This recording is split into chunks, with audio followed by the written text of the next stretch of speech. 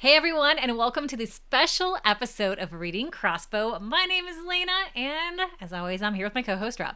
Hey, Lana, and hello, everyone else.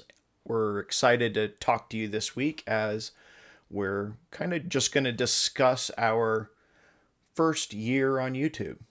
Yeah, a whole year under our belt, and I have to say, we have learned a ton and a lot we can share with anybody who's been watching the show. First of all, we want to let you know that, yeah, we learned. Don't worry, we won't repeat some things. And if you're new to YouTube and thinking about making content like this, we have some stuff to share.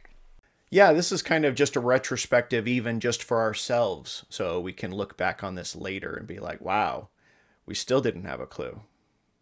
Yeah, and we'll do like season 3, what we learned from season 2. And last week we did a top of. So we kind of reviewed our year a bit in terms of this is what we loved. These were our top 2 books in this genre or this one, or these were our favorite episodes. So this episode is more like, okay, what would we do different? Because season 2 officially kicks off next week. So this is more of a kind of intro to season 2.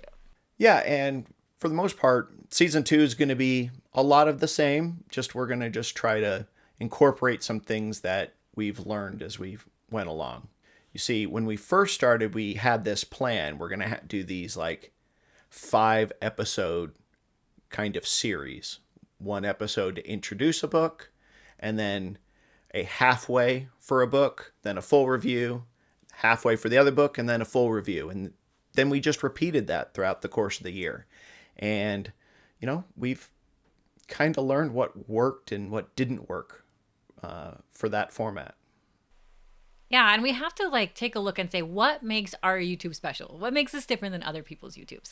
And this is where I think we need to lean into more on we're his and hers, book 2. We're book 2, but his and hers views. And so that was what's been special about what we do. So we're just going to lean into that more, and we'll talk about that soon. But first off, we're going to start off with number 1.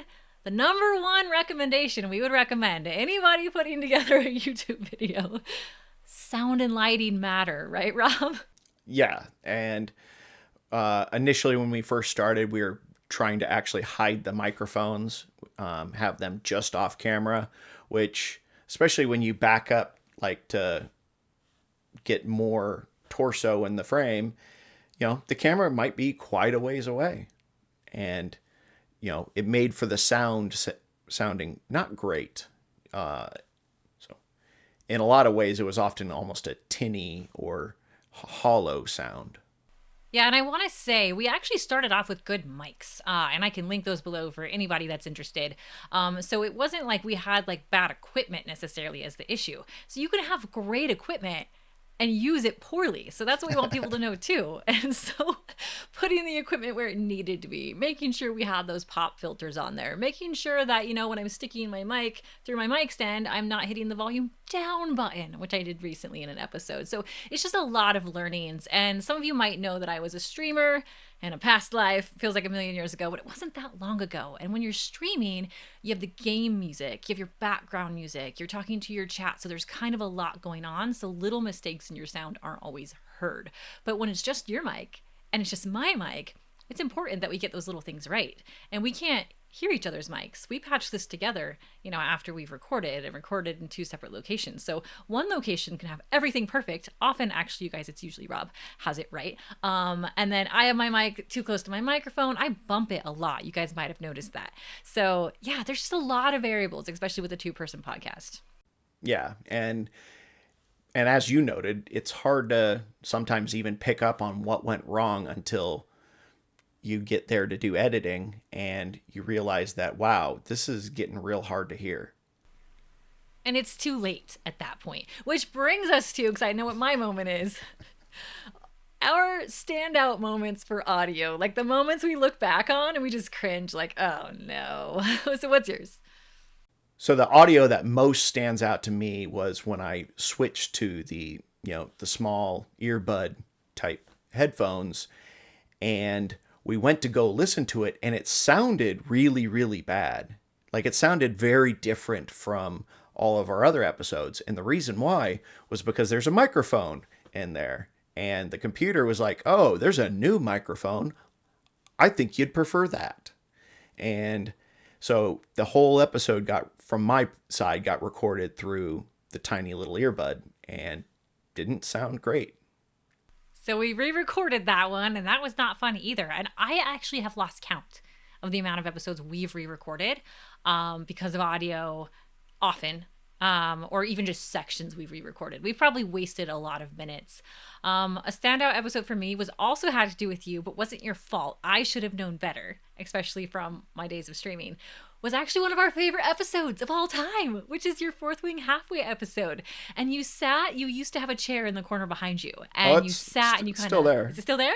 Yeah. Nice. I can't see it, but like, I love that episode. It's fun, but you're really far away from the mic. And so we get this kind of like echo chamber. And at that time, we weren't as good at editing our audio as we are now. And I could have, now me could edit that out and make it sound better. But we can't go backwards, and that sucks.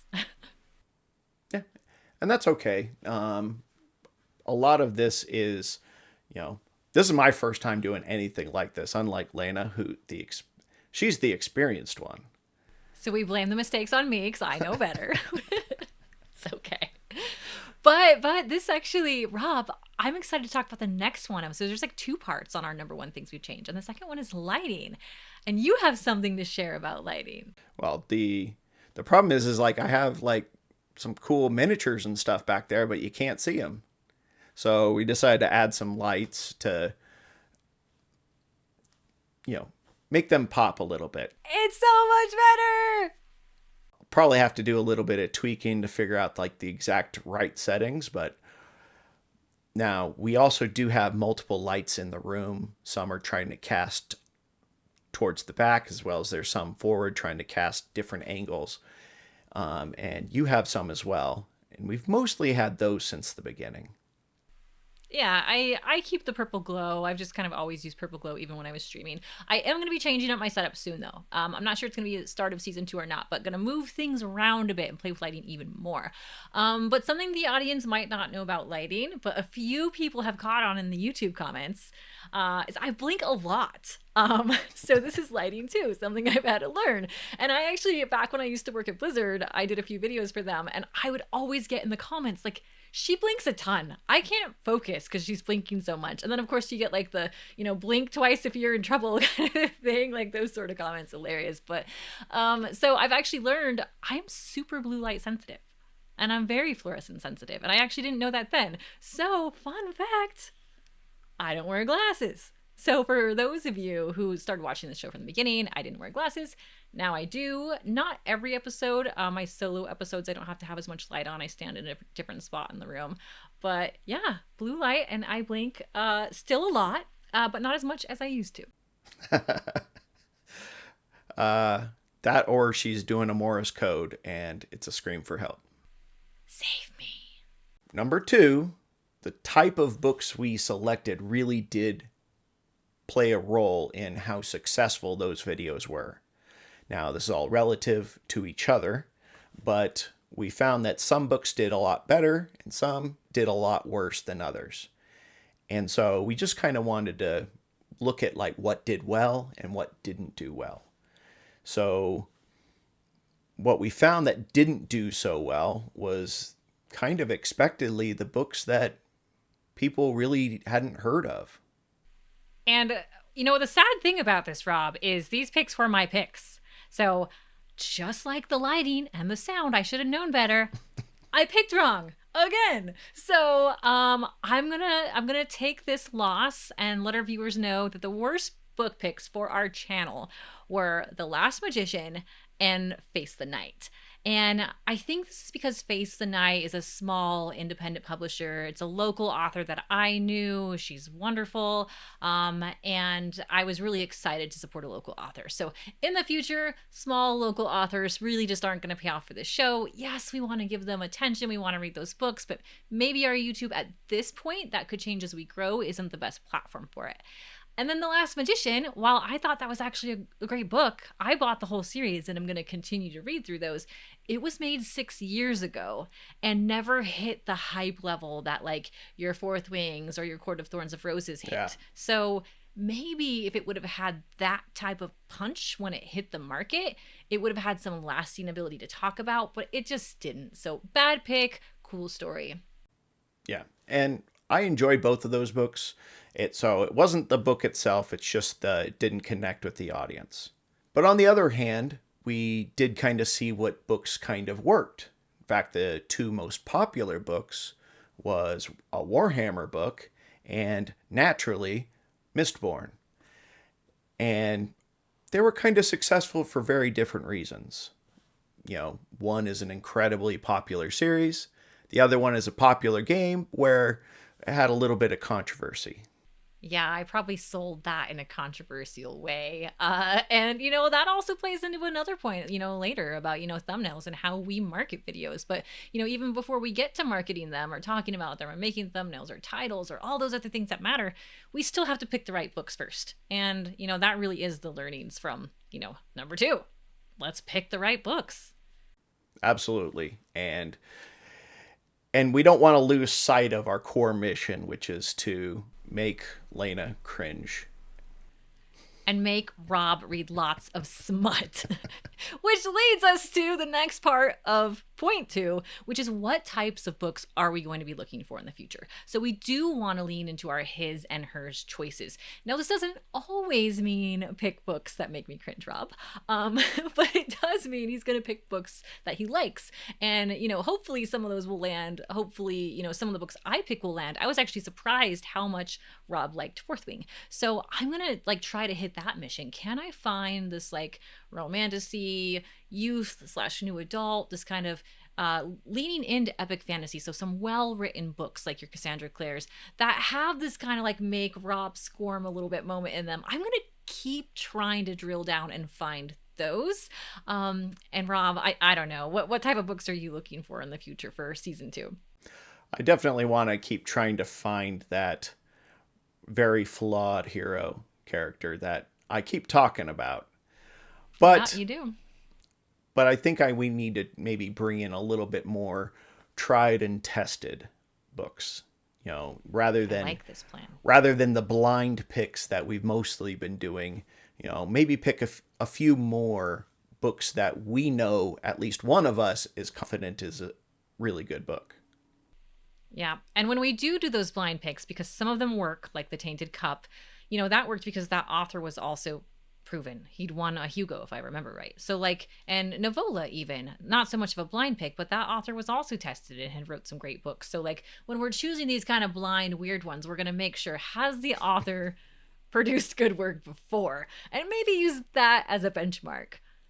But okay, this transitions us to number 3 thing that we learned after 1 year of making content on BookTube on YouTube is that the type of content we make matters. So we've gotten past points 1 and 2. We now know how to choose the right books. So now what type of content are we going to pick to make around those books? And you mentioned this a bit earlier, but when we first started this, we decided to pick, 2 books a month. You'd pick one, I'd make one, and that would be 5 episodes for just 2 books. And we did an intro episode. We said hey everyone, here's what we're reading this month. Please read along with us. You did your halfways, I did my halfways, and then we followed up together. So that was just too much content really around just 2 books. Whereas most other YouTube channels, they'll just do the one video about the one book and they only mention that book again if they're doing a roundup or a top 5 or something like that. So we really found out which episodes worked and which episodes didn't. Yeah. And more often than not, the ones with the lowest views in general were either the introduction episodes or the halfways. Now, some halfways actually did do well, but I think that had a lot more to do with the book because the follow-up full review episode on the same book did really well. So that had a lot more to do with the book, which we've already discussed. Yeah, and so what does this mean for our viewers, really? So, because they like what they're coming here for. We know you guys are starting to like our content. Thanks for all the new subscribers. We're getting to our goals. But what we're going to do now is we're going to take what worked out of that. So what worked is you picking a book, me picking a book. So we're just going to do 2 episodes a month now. out of books that we pick. And, we'll both do those episodes together. So we'll have both read my book and then we're both going to talk about it. And then, same with yours. And then what we're going to do now is actually use the missing content to enrich our other platforms. So before we weren't telling our Discord members what books we were reading for the month. So now we can actually give members of our Discord a chance to be like, hey, heads up, here's what we're reading if you want to read along with us. And I think that that's going to enrich that community more than we were doing before. And actually will give, subscribers here more reason to want to join our Discord. And we have that link below. So please do. And the halfway stuff. We can talk about these books in our Discord now. Like, people will read along with us. What do they think about the halfway point? Maybe we have a channel for halfway point. So this content's not going away. It's just going somewhere else. And then the 2 remaining episodes or 3 remaining episodes a month, because, sometimes 5 weeks in 1 month, we're going to start making special episodes. And Rob did one of those in season 1 and it did really well. Yeah. And we'd like to do a little bit more on that. We're still deciding what kind of content we want to do there. But so like last week's episode where we did the top videos of the year, that would fall within that category. But we're also discussing doing some other kind of special episodes, perhaps more some lore type episodes or deeper dive into magic systems, maybe news content for upcoming books that are coming out or just things that are happening in the industry. And we might also throw solo episodes in there even more.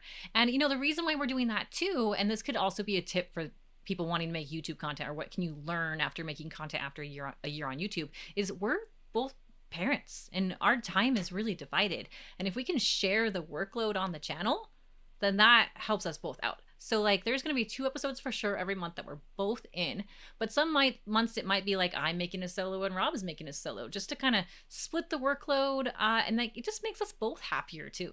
Yeah, and so if you have any other suggestions for things we can do for these additional episodes to kind of enrich this experience, please let us know, either in the comments or in the Discord, and let us know what kind of other content you would like to see. Like, for example, we both also read other books, so we might even throw in some solo reviews where only one of us read the book, and they're just going to give you their viewpoint on that book. All right, this is the last one. Number 4 sounds a little bit more boring, but very important, which is chapters, end cards, and SEO is very important. And what I mean by that, actually, is we'll just pull this up and show you. So we actually didn't start adding chapters on our videos until the last 2 or 3 episodes of season 1. And as you can see on the graph here, we got a lot more watch time. And that's because people don't know what they're missing. And this happens all the time. You see people start to watch your video, they watch for 30 seconds to a minute, they drop off, they don't know something's cool's coming, so they check out. But now what we see is these spikes. And people watch to the next chapter, they think about it, they decide if they're going to watch the whole thing and jump to the next one. So really, we just did a little bit more work for a lot more return. Yeah, and sometimes the spikes aren't super obvious, but instead of it just a perpetual creep down, for the normal view time on a video, you have these little spikes where it comes back up and it's right where the chapter is set up. And that definitely kind of shows when maybe someone is more interested in a specific thing, like I'm interested in the magic system, or I just want to get to the review at the end. It just depends on what's important to an individual user. And by adding these tags or chapters, it allows people to experience the show in their own way. Yeah, and like you said, like magic systems, if we do more of these videos for season 2 and we see people are really tuning in at that point, well, hey, we have more data and some insights into what our audience likes to see. But we actually haven't gathered enough of those yet. So right now, going into season 2, we're kind of guessing. But I think we have a good grip on like what people want.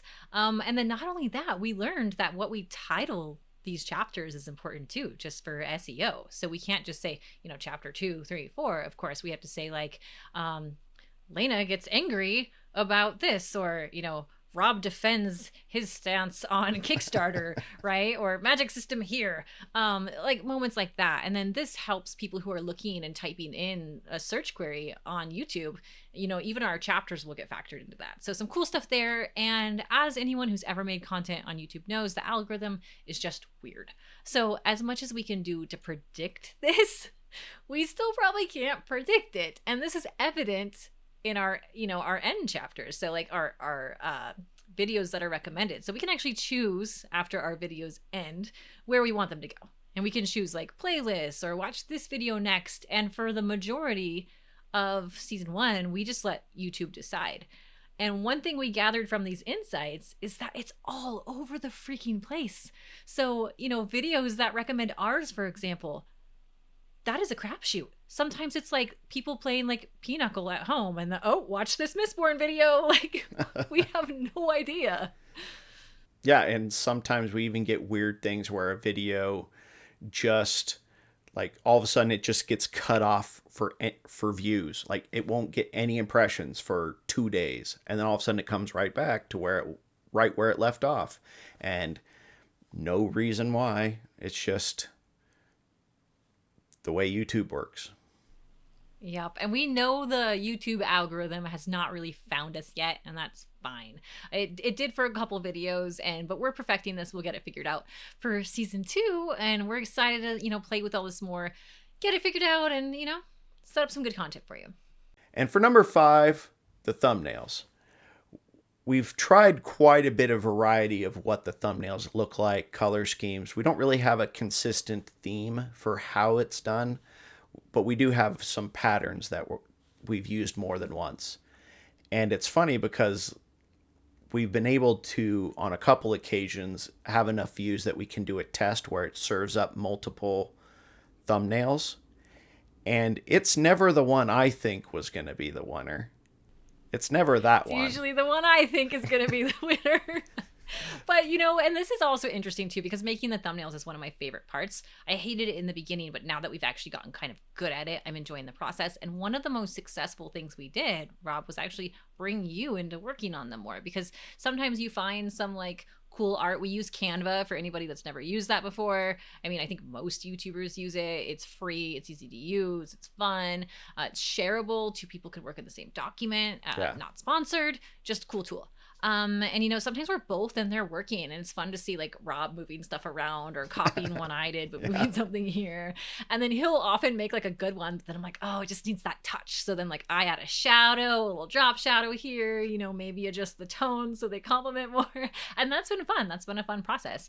And we're going to show you now our worst 5 thumbnails so you can see where we've been, and our top 5 thumbnails so you can see maybe where we're going. So let's talk about the top 5 worst thumbnails that we did and maybe dissect them a little bit and find out why. So the number 1 worst thumbnail was actually Rob's Halfway for Leah Bardugo's The Familiar. And I made this thumbnail. I remember this one. And I still love this thumbnail. So, I mean, I think it's great. I mean, apparently, I'm very wrong here. Did you like this thumbnail, or did you hate this one when we made it? Yeah, I'm not sure the posed with the book worked for me. Yeah, and I think, a thing that we've learned about YouTube thumbnails too is that the timestamp is put in the bottom right-hand corner. And we knew this from the beginning, but it can cover too much of the book if you're in the small view on mobile. And so like that would have covered the title of the book, because we put the book in the bottom right-hand corner. So where it says The Familiar, which was actually a pretty catchy title at the time, we read this shortly after it came out, that would have been completely covered. And so all someone would see is you, who they don't know your face yet, Rob. I'm sorry, we're just not famous yet. They're like, this dude, and okay. Yeah, I get that it's probably not clickable, but at the time it seemed fun. We tend to do better when our books line up on the left side of the image, I think, but we'll get to that when we get to top images. But the second worst performing is The Tainted Cup. And I think you can let me know too what you think, but I think one of the reasons this didn't well, again, the book on the right hand side, and sometimes the book cover gets us too. Like maybe this was a thumbnail we shouldn't have featured the book cover because the title is so tiny you can't read it. I think it kind of looks like a Bible. In a lot of books, we do actually maybe even might put the book title out in our own text, but this is one we probably should have done it with, or not have the Yeah. cover at all. And same thing for the next one. So the third worst performing is the halfway review for Dragon Rider. And again, we have the book on the right hand side. And if someone's on mobile, that timestamp or the amount of like runtime of the video is going to primarily cover the title. So we're just hiding the title of the books too much. And interestingly enough, this is a recent thumbnail for us. We just read this book. So apparently we didn't learn anything because we're still repeating the same mistakes toward the end of season one. But what we did do right on this one is we did, put the call out, the call to action pretty big. So, new epic fantasy, you need to read this. So I still don't think that's wrong because we have some newer videos that works well. So, again, it's just like from far away, I think this book cover is kind of blurry. You can't really tell what's going on. Yeah, sometimes the book covers just get us, Rob. They're not good on some of them. Well, this one had the potential. It's just I think yeah, if we put the book on the left side, I think it would have stood out a lot more because it is a cool cover. And you know what I'm noticing, but I don't know if it's always true. We'll have to see when we get to the top five. Is so far these have been yellow and orange. And guess what? The fourth worst producing book is also a yellow orange cover. And it is my halfway of the Priory of the Orange Tree. And you know what? I hated this thumbnail. I still hate this thumbnail. No surprise it did bad. Yeah, and while you did get the cover on the left side, it's not obvious it's a book cover because it's in the circle. So, Yep. And I think sometimes you can overestimate your genre of books. So in my world and everyone I talk to and everyone I follow on Instagram and TikTok, people are raving about the Priory of the Orange Tree. So like this would be a book that this group of people like would see that in a YouTube thumbnail and be like, "Oh, I know what that is." But the reality of our YouTube followers thus far, our subscribers, is that, 80+% of you are males aged 25 to 34. And I would just guess that most of you don't know that book from the cover. So I overestimated who our audience might be, or maybe underestimated, depending on how we put that. But the final one, it's not the worst thumbnail, but the fifth worst thumbnail is Read It or Leave It. And this was our first book. And yeah. we did our welcome episode, then we did the halfway, and then this was our first full episode. And I just honestly looking back, I just don't think we. Yeah. It's the first full episode. I'm not as concerned about that. Yeah, and look at that haircut. Like maybe people just didn't click my thumbnail because look at my hair. Like how much have we grown in the last year? It's so funny. Your mustache has stayed epic though. Thumbnail after thumbnail, Rob. So, maybe someday we'll get clicks for that. All right. Let's move on to our top 5 best performing thumbnails, and the metrics that we are using for this is click-through rate, and we are looking at the last 365 days. So, some books have been, around the whole time, some books are newer. So really this is even like kind of more of a litmus test for books that have been out a shorter amount of time, because if that click-through rate's doing really well consistently, then we know we have a winner there. But yeah, so 365 days last year on YouTube, which one stood out? We'll go from number 5 all the way up to rank 1, number 1 best thumbnail. So, and also I should tell the readers we have to filter out our origin story because that gets a lot of clicks just simply because it's on our welcome page. So we're taking that one out of the mix, which makes number 5, A Sword of Bronze and Ashes, our full review. And I don't know, Rob, what do you think about this cover? I feel like this is the outlier because this is a very unknown book.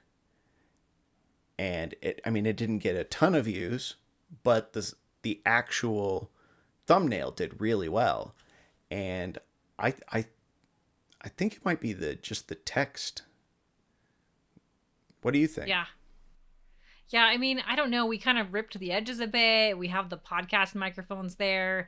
I think it's just maybe a bit more compelling. But you're right. When we're talking about these thumbnails, we're really only talking about click through rate. Did people see it? Did people click it? It doesn't actually mean they watched the video. We also noticed that in that bottom right hand corner is the kind of the dead space. We don't have the title, we don't have any words. If something's going to get covered up, you know, we pick the good thing to be covered up. And I feel kind of Scooby Doo on this one. I actually look a little bit like we're trying to solve a mystery. Like I'm like looking around, like what, and you're like, oh, hey, it's here. And so, there's just kind of this vibe of like, these two are up to something. I don't know. I could be wrong on that. Seems like fun. But number 4, highest click through rate thumbnail is, did Book Talk get it right? And this is the full episode for Serpent and Dove.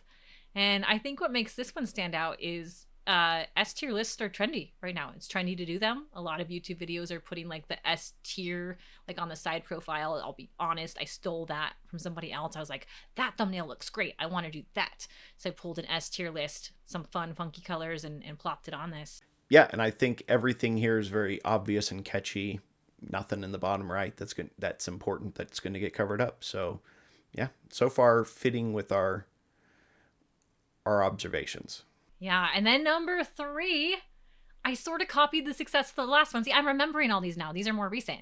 We have again another full book review, so these are just doing better anyway. And this is on Novola.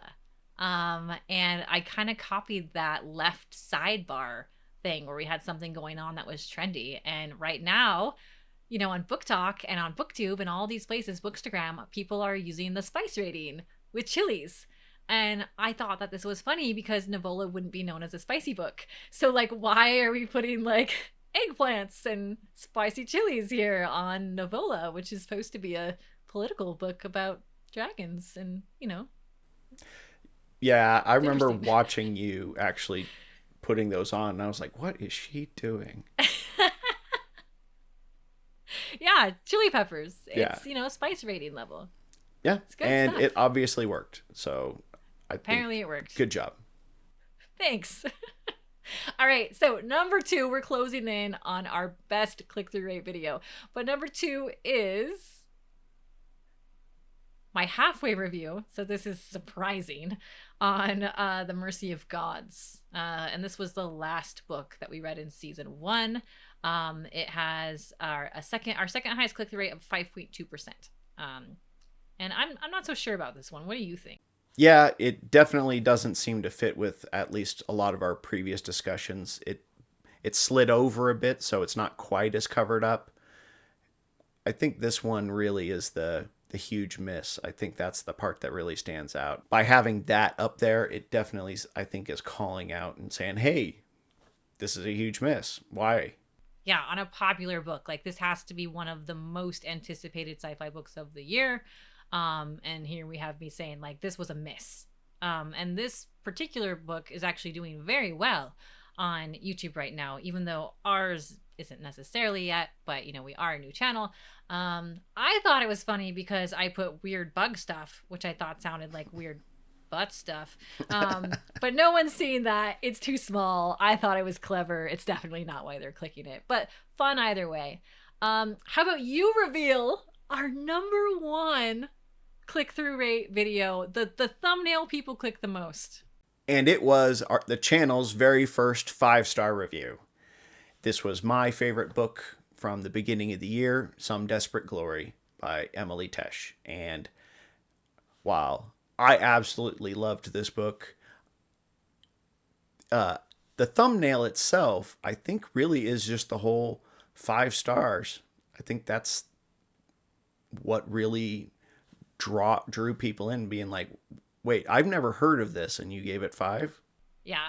And I remember I was nervous of putting 5 stars on here because at this point we were still so early on in doing these reviews that I was like, oh, I don't want to put how we reviewed it because so many people skip to the end to say how we reviewed it anyway. Do I say someone gave this 5 stars on the thumbnail? Isn't aren't people fast forwarding enough? So I really had a lot of inner turmoil over this one. And in the end, I was like, hell, let's try it. I don't care. I didn't like this book anyway. Um, so, and so, yeah, I plopped it on there. And honestly, I'm still surprised that this does so well. And what's kind of cool, our viewers might like this, is this video did not do, I'll pull these up right now.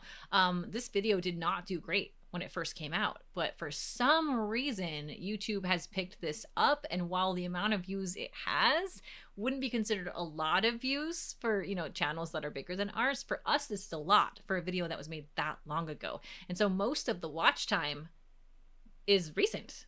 And it's got to be just that, because this is still getting served, even though to a small audience, and really people are clicking on this thumbnail, which is kind of cool. Yeah, it's great. And I'm glad that people are really interested in this book. All right, so that does it for the top 5 things that we learned on this channel after making, booktube content for a year. So we hope that's helpful or interesting, to those of you that follow us. But we wanted to save what's coming up next for last, because we do have some things planned, although it's not all sorted, and wanted to tease a bit some future episodes that we have coming up. And I'm excited to share some of our other solo projects. We've discussed maybe exploring some comic book storylines, bookshelf reviews, and I even have an idea of where I try to explain Warhammer to Lana. I actually like that one, because I've said I'm interested, but I'm just kind of wandering lost, and I need a better start point. And you could even show off your Warhammer miniatures that you've painted. They're really good. For those of you who haven't seen them, they're really good. Rob's very talented.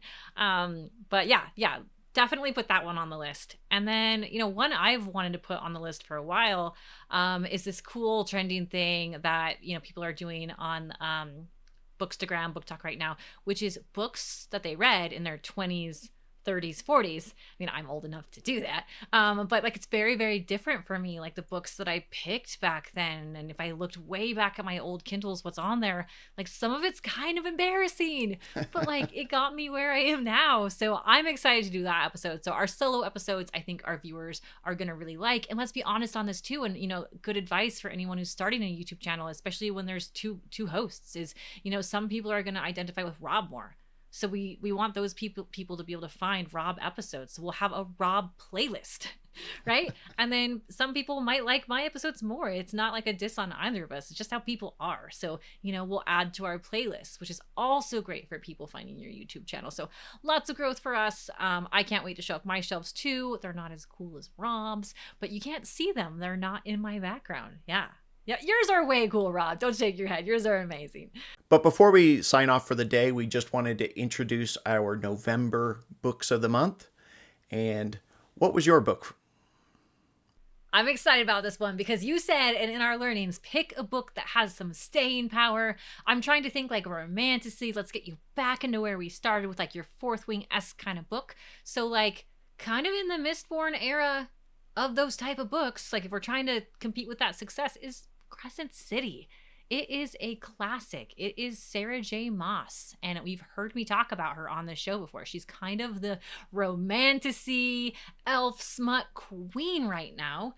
But this was the first series, not the first, but before ACOTAR, the one that really took off. So this one, I think, is special, and I am excited for you to read it.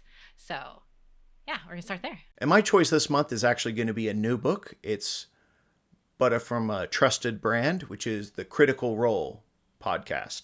The book is called Bell's Hells, What Doesn't Break by Cassandra Kaw. At least I'm very confident I mispronounced that. But I'm very excited to read this book with you because I'm a D&D player, and Critical Role is one of the primary causes of the surge of popularity of Dungeons and Dragons in the last few years. And I read a lot of D&D type books when I was younger, especially the Dragonlance series or the anthology of the Harper series some of my favorite books when I was younger were all like set in the Forgotten Realms or set in Dark Sun. So having a modern book set in a D&D world, I'm excited to read it for myself, and I'm excited to share it with you. Yeah, I'm excited too. I love critters. From my cosplay days, seeing Critical Role cosplays, I could easily recognize them, even though I haven't watched much of the Critical Role series. I've seen a little bit of it, and it's interesting. And I saw the movie too. So D&D just has like this cool ability to reach people, beyond the books, beyond the game, and I think that's awesome. So can't wait. Excited about that. So I'm sharing with you some Sarah J. Maas, which is long been needed on this channel. I cannot believe it's taken a year for me to give this to you. So very excited about that. So D&D and SJM, like match made in heaven. Month 1, season 2, super excited. And we will see you next week for season 2, episode 1. We'll see you then.